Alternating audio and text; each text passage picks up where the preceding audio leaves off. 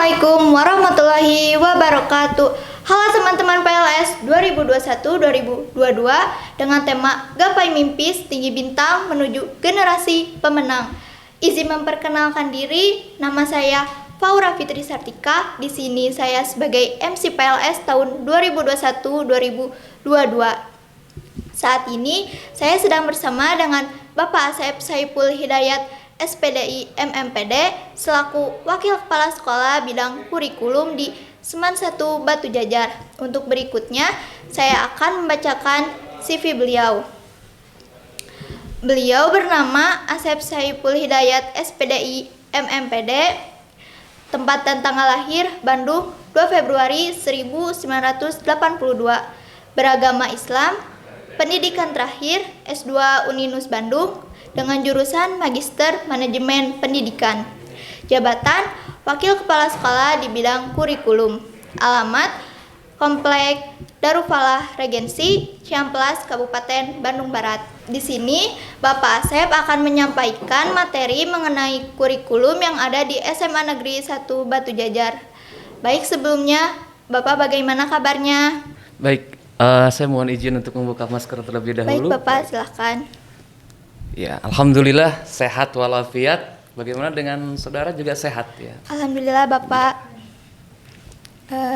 Selanjutnya izinkan saya bertanya kepada Bapak Asep. Baik, silakan. Yang pertama, kurikulum yang dipakai di SMA Negeri 1 Batu Jajar itu seperti apa aja sih Pak?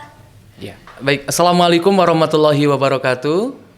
Bismillah, alhamdulillah, wassalatu wassalamu ala rasulillah. Asyhadu an la ilaha illallah wa asyhadu anna Muhammadan abduhu wa rasuluh alladzi la nabiyya ba'dah amma ba'd. Yang terhormat Bapak Kepala Sekolah SMA Negeri 1 Batu Jajar, Bapak Wakil, Ibu Kepala Sekolah, dan juga Dewan Guru serta seluruh calon peserta didik tahun pelajaran 2021-2022. Puji syukur kita panjatkan kehadirat Allah Subhanahu wa taala. Salawat dan salam kita limpahkan kepada baginda tercinta Nabi besar Muhammad sallallahu alaihi wasallam. Tidak lupa kepada para keluarganya, para sahabatnya, serta kepada pengikutnya hingga akhir zaman nanti. Izinkan secara pribadi saya mengucapkan selamat atas keberhasilan Ananda semua diterima di SMA Negeri 1 Batu Jajar sebagai calon peserta didik. Tentunya ini merupakan rangkaian di PPDB tahun 2021-2022 ini.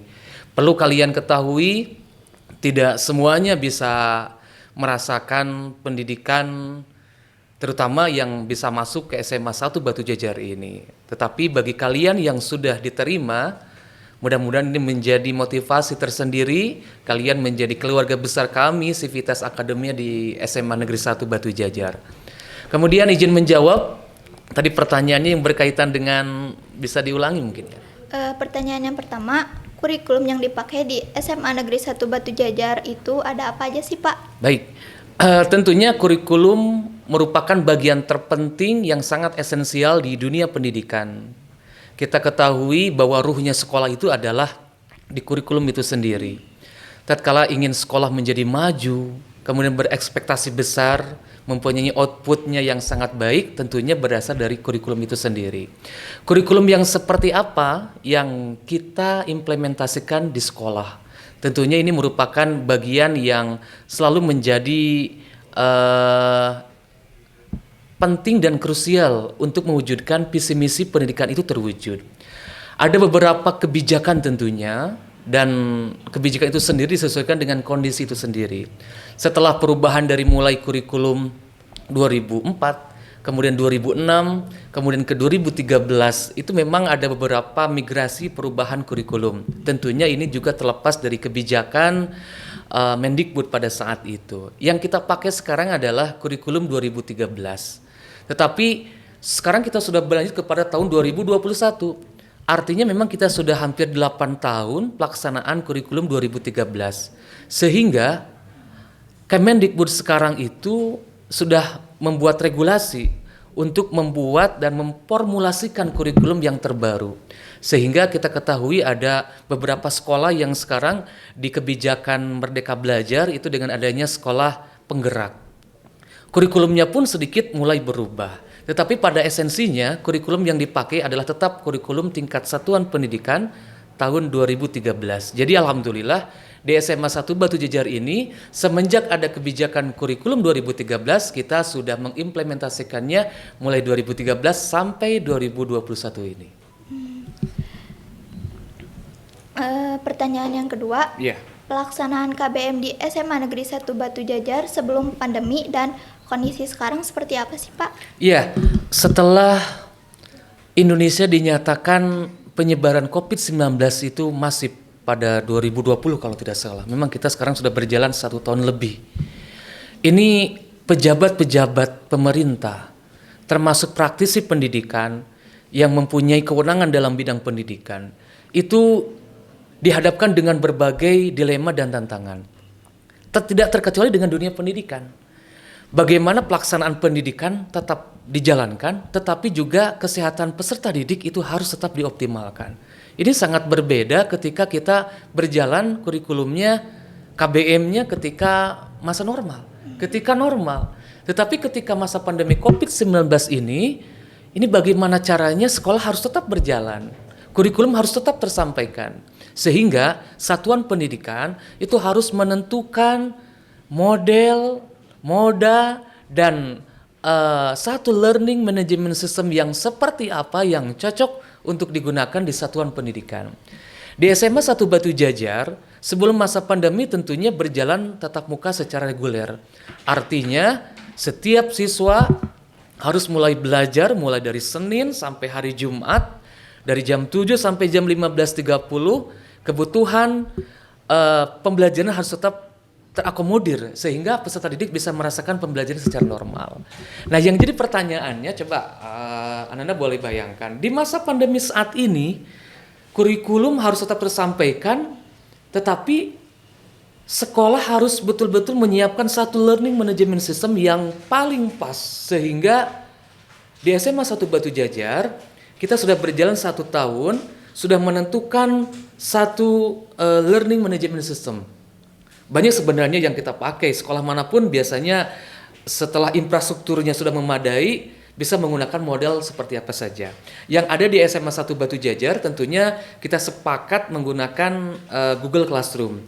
Ini adalah salah satu model di LMS ini sendiri setelah disepakati oleh semua dewan guru dan alhamdulillah 1 tahun ke belakang kita sudah bisa mulai menggunakannya dan bisa diaplikasikan untuk peserta didik sehingga pembelajaran tetap berlanjut. Baik Pak, lanjut ke pertanyaan berikutnya. Ya.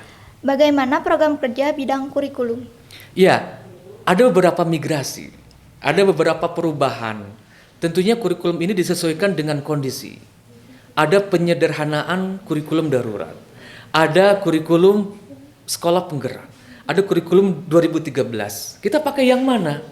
Sebenarnya pada intinya tetap kita menggunakan kurikulum tingkat satuan pendidikan model 2013. Sehingga di bidang kurikulum itu sendiri kita harus menentukan arah tujuan pembelajaran yang seperti apa yang bisa mengimplementasikan visi misi sekolah sehingga tujuan pendidikan itu bisa berjalan dengan optimal. Kebijakan pimpinan sangat penting dalam hal ini. Sehingga kurikulum yang kita gunakan harus sinergis, harus relevan dengan visi misi sekolah. Salah satu contoh, di SMA Negeri 1 Batu Jajar, itu pelaksanaan kurikulum tentunya juga kita mensinergiskan dengan visi misi sekolah. Sehingga sudah bisa dicerna lah bagaimana rumitnya, seabregnya agenda di bidang kurikulum tentunya, itu membuat semacam formula, semacam regulasi agar pembelajaran itu tetap tersampaikan kepada peserta didik. Banyak agenda sebenarnya yang harus kita laksanakan di tahun pembelajaran yang sekarang ini, tahun 2021, tahun 2022. Tetapi regulasi itu tetap tidak akan berubah dari Permendikbud, baik yang menerangkan tentang standar isi, standar proses, standar kompetensi lulusan, standar penilaian, dan yang mewujudkan bahwa 8 SNP itu harus terrealisasi di sekolah. Sehingga sekolah betul-betul bisa mewujudkan output dari visi misi tersebut. Kemudian program kerja bidang kurikulum tentunya ini sangat banyak sekali. Mulai perencanaan, kemudian pelaksanaan, dan juga tentunya evaluasi. Tentunya ini merupakan bagian yang menjadi agenda rutin, yang reguler, yang setiap tahun itu dilaksanakan. Mulai dari proses ini sebenarnya, mulai dari penerimaan siswa baru, kemudian kita menentukan input peserta didik yang seperti apa, yang nantinya kita akan proses, yang nantinya kita akan kelola, sehingga outputnya kita sesuai dengan visi misi SMA Negeri 1 Batu Jajar. Banyak perencanaan, banyak pelaksanaan, ada evaluasi, sehingga 3 komponen tersebut merupakan bagian daripada manajemen. Sehingga manajemen sekolah, manajemen kepemimpinan, leadership seorang pemimpin sangat berpengaruh terhadap barometer kualitas pendidikan itu sendiri. Kita bisa bayangkan, kalau Anda tahu misalnya di sekolah-sekolah maju, seperti di Eropa ataupun di negara-negara tetangga, itu betul-betul mereka itu menjadikan sekolah sebagai ruhnya untuk menjadikan output prestasi. Siswa-siswinya kreatif, inovatif, visioner, berpikir kritis. Nah, kita adopsi dengan adanya kalau misalnya Anda tahu di silabus di RPP itu ada beberapa yang instrumen yang harus kita isi, ada beberapa rangkaian yang harus kita formulasikan. Mulai dari kita berpikir kritis, mengkomunikasikan, kemudian meng-create juga. Itu bagian daripada migrasi kurikulum sebelumnya kepada kurikulum yang sekarang. Nampaknya untuk kurikulum yang sekarang itu perbedaannya hanya 2. Yang pertama adalah dalam pembelajaran, dan yang keduanya adalah dalam penilaian. Sehingga pendekatan pembelajaran seperti apa, penilaian pembelajaran seperti apa yang paling cocok dalam kurikulum 2013. Itu sebenarnya ruhnya 2013 itu. Dan SMA 1 Batu Jajar sudah mewujudkan itu. Ada authentic approach, sehingga kita bisa menggunakan penilaiannya sesuai dengan KIKD misalnya. Ada beberapa instrumen yang harus kita isi, ada beberapa ranah yang harus kita laksanakan. Nah begitu. Jadi singkatnya adalah pekerjaan kurikulum itu tidak akan habisnya, mulai dari penerimaan siswa baru sampai kita mengeluarkan ijazah, sampai kita mengetahui lulusan yang masuk SMPTN, SBMPTN, yang masuk jalur mandiri, yang daftar melalui instansi, melalui lembaga, melalui sekolah dinas, menjadi PR besar bagi kurikulum dan juga untuk sekolah.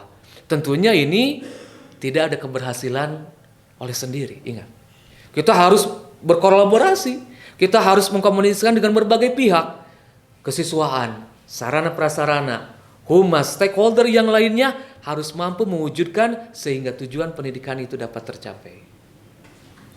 Baik Pak, pertanyaan berikutnya, Ya. Bagaimana tips supaya anak agar berprestasi di sekolah ini, Pak? Ya, saya titip nih kepada para peserta PLS, kepada calon peserta didik baru.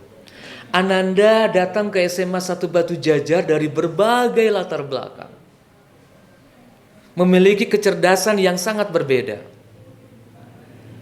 Ada yang nanti berprestasi di bidang kecerdasan secara emosional. Ada juga yang berprestasi di bidang IQ. Ada juga yang berprestasi di bidang interpersonal. Nah, kita akan akomodir. Sehingga sekolah itu menjadi sebuah lembaga yang harus mampu bisa menjadikan siswanya adalah berprestasi. Sehingga pelaksanaan pembelajaran itu harus menarik. Pelaksanaan pembelajaran harus terarah. Dari mulai kita perekrutan input, proses sampai outputnya harus berjalan. Sinergis dengan perencanaan, pelaksanaan, dan juga evaluasi. Bapak dan juga rekan-rekan guru itu sudah sering, bahkan sudah tidak asing lagi mengajar, sudah mungkin ribuan atau puluh ribuan lah mengajar siswa-siswi. Tentunya ini yang terbaru untuk kalian. Niatkan bahwa kalian sekolah itu yang pertama adalah untuk menuntut ilmu. Ingat, dalam agama Islam itu menuntut ilmu adalah wajib. Artinya memang tidak bisa diwakilkan karena fardu ain. Nah, ini juga bagi seluruh Ananda siswa-siswi yang akan masuk di kelas 10 di SMA 1 Batu Jajar, niatkan bahwa Ananda ingin belajar dengan baik, nawaitunya harus disempurnakan, dan ikuti tata tertib sekolah. Ikuti pelaksanaan pembelajaran dengan baik. Terlepas dari latar belakangnya seperti apa, terlepas dari keturunan Anda seperti apa, terlepas dari apa yang Anda miliki, nanti kita akan coba buat, kita akan sulap, kita akan coba membuat bahwa kalian akan menjadi lebih baik daripada siswa-siswi sebelumnya. Jadi tipsnya adalah ingat, keberhasilan merupakan bagian terpenting dalam pendidikan. Tetapi ingat juga, seseorang yang ada istilah seperti ini, apa yang kita tanam, apa yang kita tuai, itulah yang kita tanam.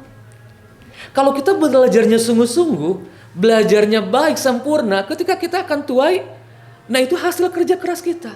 Tidak ada keberhasilan tanpa kerja keras.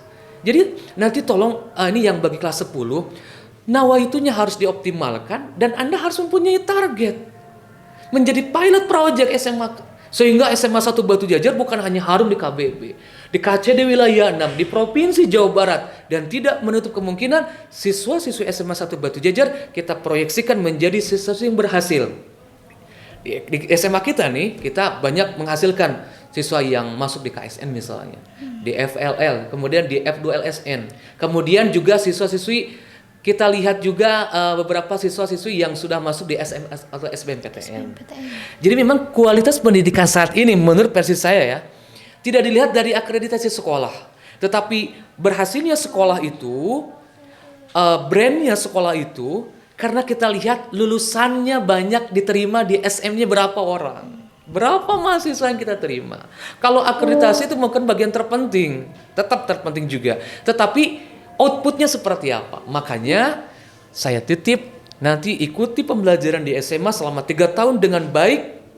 Kemudian Anda harus mempunyai cita-cita, harus mempunyai progres. Tentunya juga tidak terlepas dari schedule sekolah dan kemudian matching dengan cita-cita Anda.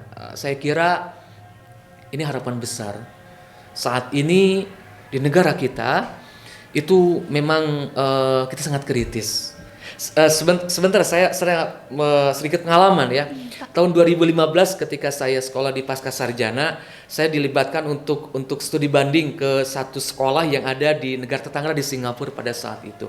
Kemudian saya masuk, saya berkomunikasi dengan tenaga pendidik, dengan gurunya, saya lihat ruang belajarnya, saya lihat librarinya, saya lihat perpustakaannya, saya lihat cara belajarnya, ternyata sangat berbeda dengan kita. Ini PR besar. Tetapi ingat, kita mempunyai harapan besar kepada kalian, tentunya di kelas 10 ini mudah-mudahan bisa menjadi lebih baik lagi. Lalu yang pertanyaan yang terakhir Pak, bagaimana kebijakan pemerintah tentang pelaksanaan KBM di sekolah? Nah ini yang menarik nih pertanyaannya, kebijakan pemerintah ya. Berbicara masalah kebijakan, tentunya juga berkaitan dengan regulasi. Terlepas siapa yang mengeluarkan kebijakan tersebut, tentunya kita sebagai pelaksana pendidikan harus melaksanakan. Mulai dari secara hierarki nih, kebijakan misalnya dari Kementerian Pendidikan Pusat ya. Di bawahnya kan ada BNSP, kemudian juga ada praktisi pendidikan, ada juga lembaga-lembaga yang sangat berkompeten. Sehingga kebijakan tersebut itu secara hierarki harus turun sampai satuan pendidikan. Mulai dari kebijakan Kemendikbud, kemudian kepada Dinas Pendidikan Provinsi, kemudian kepada kantor cabang dinas, sampai ke satuan pendidikan, itu kebijakan itu harus bisa mewakili sehingga yang disampaikan dari pusat itu tersampaikan juga kepada satuan pendidikan. Sebelum itu memang saya perlu sampaikan nih, perlu tegaskan kepada calon peserta didik baru. Nanti Ananda akan sekolah, tentunya ya disesuaikan dengan diterimanya di mana gitu, berdasarkan tentunya dengan jalur.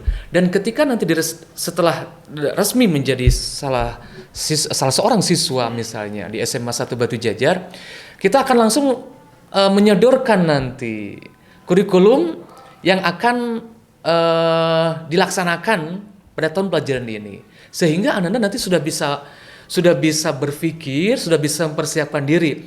Saya itu siswa jurusan mana nih? Apakah di kelas bahasa? Apakah apa dari MIPA misalnya, apa dari IPS, sehingga nanti kita sudah siapkan formulanya mulai dari panitia PPDB dengan tim BPBK, dengan kesiswaan, dengan kurikulum, sehingga menempatkan anak-anak nanti yang pasnya itu di mana. Tentunya ini tidak mudah ya. Sebelumnya mungkin mengisi dulu formulir yang kami sediakan. Kemudian kita lihat juga barometernya pasnya di IPA ya dengan catatan apa misalnya. Kalau nilai yang MIPA-nya lebih dominan, mungkin BPBK bisa mempunyai pandangan sendiri. Terlepas nanti perekrutan di penjurusannya ada replacement test juga ada post test juga ada. Itu nanti kita akan membuat sebuah formulasi sehingga kita tidak salah menempatkan siapa yang nanti siswanya di bahasa, di MIPA dan juga di IPS. Oke. Menurut kurikulum 2013 ada beberapa mata pelajaran nih yang harus dituntaskan selama berada di SMA 1 Batu Jajar. Mulai kelas 10, kelas 11, kelas 12. Ada 3 kelompok ya, ada kelompok wajib A, kelompok wajib B dan kelompok C, kelompok peminatan. Kurang lebih ada sekitar 17 mata pelajaran lah untuk bahasa, MIPA dan IPS 18. Mulai dari pendidikan agama, PKN bahasa Indonesia sampai peminatannya itu harus dituntaskan oleh seluruh peserta didik. Dan tentunya program peminatan ini agak sedikit berbeda dengan sekolah-sekolah yang lain. Salah satu contoh misalnya di kita di jurusan bahasa itu ada bahasa dan sastra Indonesia, bahasa dan sastra Inggris, antropologi dan bahasa Jerman. Di sekolah-sekolah yang lain mungkin bahasa Jerman tidak ada, adanya mungkin bahasa Arab atau bahasa Jepang gitu ya. Tetapi rangkaian kelompok A dan kelompok B itu hampir sama. Mulai dari PAI sampai seni budaya bahasa Sunda itu sama. Tetapi untuk peminatan itu agak sedikit berbeda. Nah, kita sudah siapkan regulasi itu. Kita sudah siapkan. Kemudian yang kedua, setelah nanti kalian dipastikan masuk di SMA 1 Batu Jajar, terdaftar mempunyai NIPD, akan ditempatkan di kelas bahasa kah, MIPA kah, atau IPS. Dengan estimasinya kita hanya menerima 12 rombel. 12 rombel terdiri dari 1 rombel bahasa, 6 MIPA, dan 5 IPS. Itu yang kelas 11, kelas 12 seperti itu. Untuk kelas 10 nanti kita lihat hasil dari seleksi mungkin tim, kurang lebih seperti itu. Kemudian langkah berikutnya adalah untuk mewujudkan satu tahapan ke LMS tadi di Google Classroom. Itu tim IT, kurikulum di SMA 1 Batu Jajar akan membuatkan akun belajar. Akun yang bisa dilaksanakan untuk kegiatan belajar dari rumah, PJJ-nya. Nanti pembelajaran secara online seperti apa, nah SMA 1 Batu Jajar sudah mewujudkan itu. Sehingga di Google Classroom itu nanti kita akan buatkan akun siswa, kalau akun guru sudah berjalan. Jadi akun siswa yang sedikit berbeda, yang sedikit unik. Kalau sekolah yang lain mungkin penggunaan emailnya, domainnya berbeda. Tetapi di SMA 1 Batu Jajar kita menggunakan domainnya sch.id. Itu sama. Sehingga ini bisa memudahkan ketika kita input siswa, kemudian juga mata pelajaran dan lain sebagainya. Jadi tolong dipastikan nanti apabila kebijakan pemerintah pada saat PPKM ini, pada saat ini kembali untuk memberikan edaran belajar dari rumah, kemungkinan besar kita akan melaksanakan estafet dari tahun kemarin, yaitu menggunakan satu LMS yaitu Google Classroom. Ini nanti kalian akan dibuatkan akun siswanya, tentunya ini berbasis daring, kuotanya harus mumpuni juga. Mudah-mudahan kebijakan pemerintah adanya subsidi kuota tetap berlangsung karena memang itu yang sangat penting juga untuk pelaksanaan KBM. Terlepas evaluasi ya, tahun kemarin berhasil atau tidak, mungkin saya kira hampir semua sekolah juga ada beberapa perubahan lah gitu. Kalau hambatan tentunya pasti ada. Kelemahan tentunya juga pasti ada. Ada beberapa sekolah mungkin yang menggunakan LMS yang berbeda. Tetapi pada intinya adalah dalam kondisi saat ini ada 2 kata kunci. Yang pertama adalah pelayanan pendidikan kepada peserta didik. Itu, pelayanan pendidikan. Harus disampaikan. Yang keduanya adalah kesehatan peserta didik juga harus tetap terjaga. Jadi memang itu kebijakan dari pemerintah pusat sampai di provinsi itu mewanti-wanti kepada seluruh lembaga pendidikan stakeholder untuk menjaga itu. Layanan pendidikan tersampaikan, kondisi peserta didik juga tetap terjaga. Sehingga kalau misalnya regulasi kita harus kembali kepada belajar dari rumah, tetap kalian ikuti pembelajaran dengan baik tentunya, dengan ikhtiar kita lah. Mudah-mudahan pandemi ini cepat berakhir dan kita bisa berjalan normal, bisa berjalan tatap muka. Ada sedikit perbedaan lah, mungkin anak-anak bisa merasakan ya, Aura bisa merasakan bagaimana ketika belajar tatap muka, berinteraksi langsung dengan guru, sehingga guru bisa mengetahui pengelolaan kelas seperti apa. Kalau saat ini kan kita agak-agak kesulitan juga. Tetapi bagaimanapun kita tidak bisa menyalahkan keadaan. Kita harus tetap bergerak, berjalan, mewujudkan visi misi sekolah. Jadi kalau saya boleh ambil benang merahnya adalah kebijakan pemerintah itu harus kita laksanakan dan disesuaikan dengan satuan pendidikan tersebut, kebijakannya seperti apa. Poin-poinnya harus tetap tersampaikan sehingga kondisi sekolah bisa menentukan pembelajaran yang pas seperti apa yang tentunya nanti bisa dilaksanakan oleh peserta didik.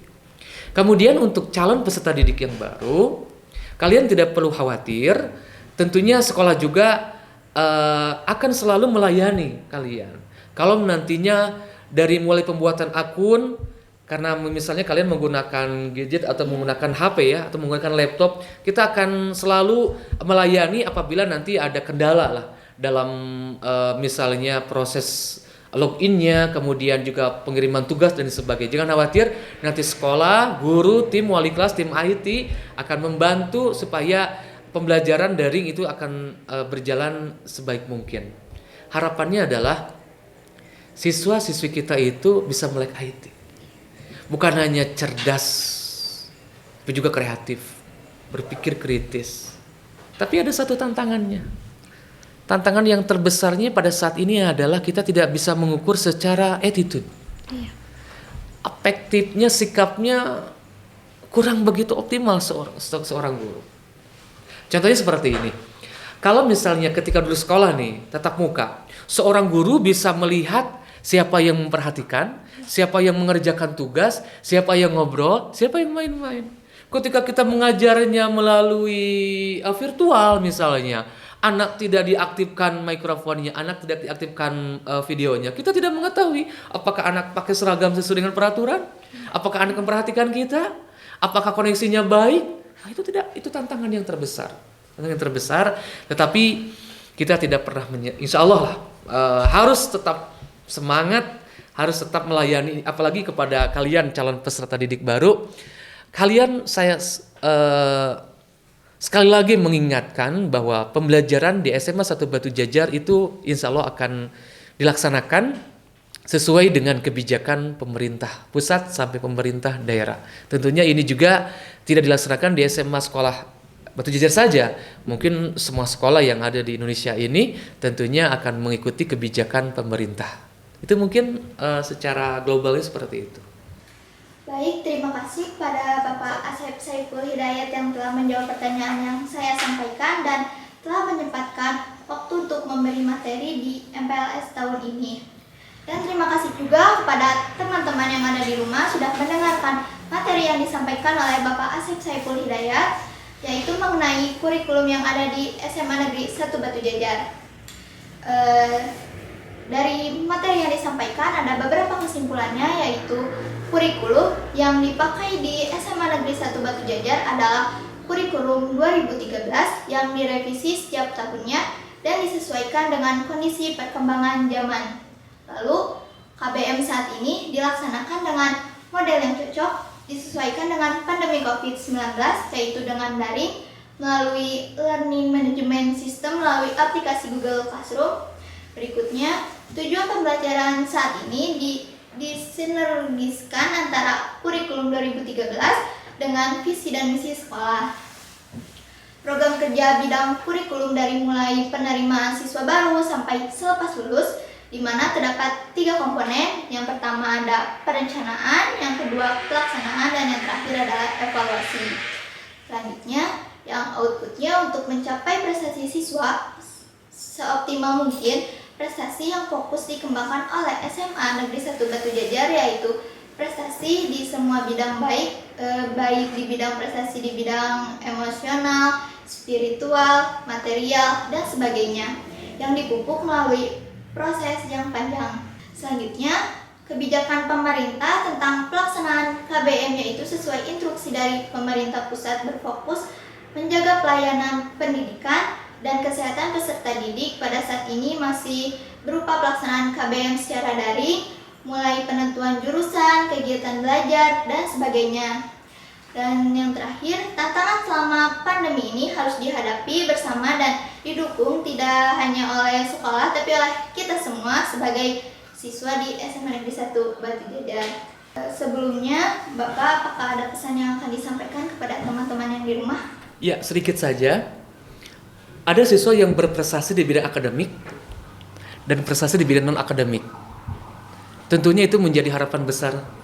Sekolah bisa maju, sekolah berkompeten, sekolah bisa menghasilkan lulusan yang baik. Terlepas dari nanti Ananda di bidang apa berprestasinya, kami akan selalu mengharapkan, mendoakan, dan ini menjadi ladang amal ibadah bagi kami semua. Semoga pandemi COVID cepat berlalu. Amin. Dan tentunya pembelajaran bisa berlangsung dan tentunya kesehatan juga, sehingga kita akan merasakan nikmatnya mencari ilmu, akan merasakan nikmatnya ketika kita berkumpul dengan orang-orang yang kita cintai, dan apa yang kita lakukan, apa yang kita raih, benar-benar apa yang kita tanam.